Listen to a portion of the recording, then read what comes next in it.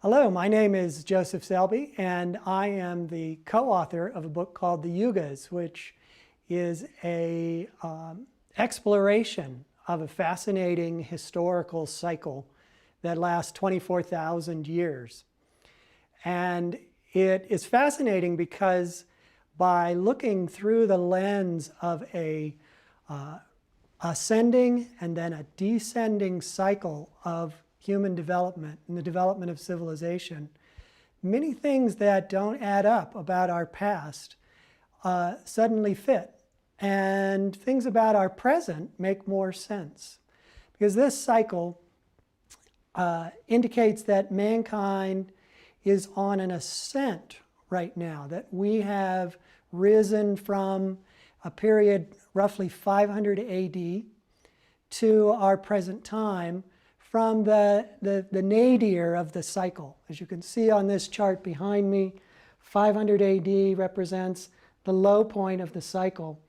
12,000 years before that, 11,500 BC, mankind was at the height of development. And when we look particularly in this segment of our past, what's called Dwapara Yuga or Treta Yuga or Satya Yuga, there are many interesting things in this period from 700 BC to 3100 BC, 3100 BC to 6700 BC, and on back to 11,500 BC, that simply indicate too much knowledge, too much advanced use of that knowledge in those times that simply doesn't fit the current linear Darwinian view of development. For example, in Treta Yuga, this period from 6700 to 3100 BC, in all likelihood, this was when the scriptures of India, the ancient Vedas, were written.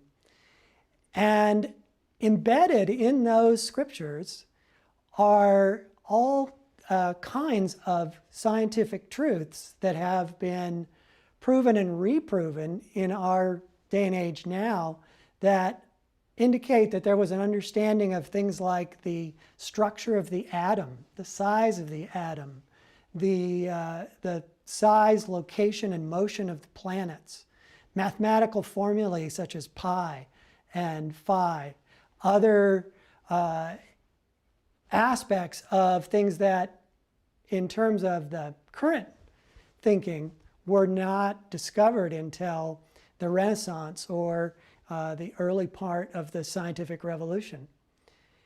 It also explains the cycle, why we would suddenly, in terms of the development of civilization, have gone from 1700 AD to our present in such a spectacular fashion of development. Dwapara's keynote is energy. And according to the cycle of the Yugas, when mankind enters Dwapara Yuga, along with that cycle comes an inherent knowledge of energy, both outwardly manifested in atomic energy, in all the myriad inventions that have come forth in the 19th and 20th century, but also inner energy, a sense of our own place in with our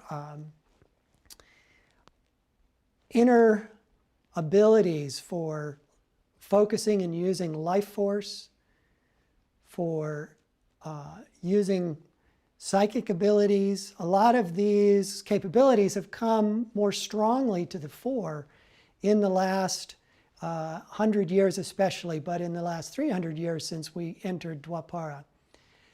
And the speed with which this came was astonishing.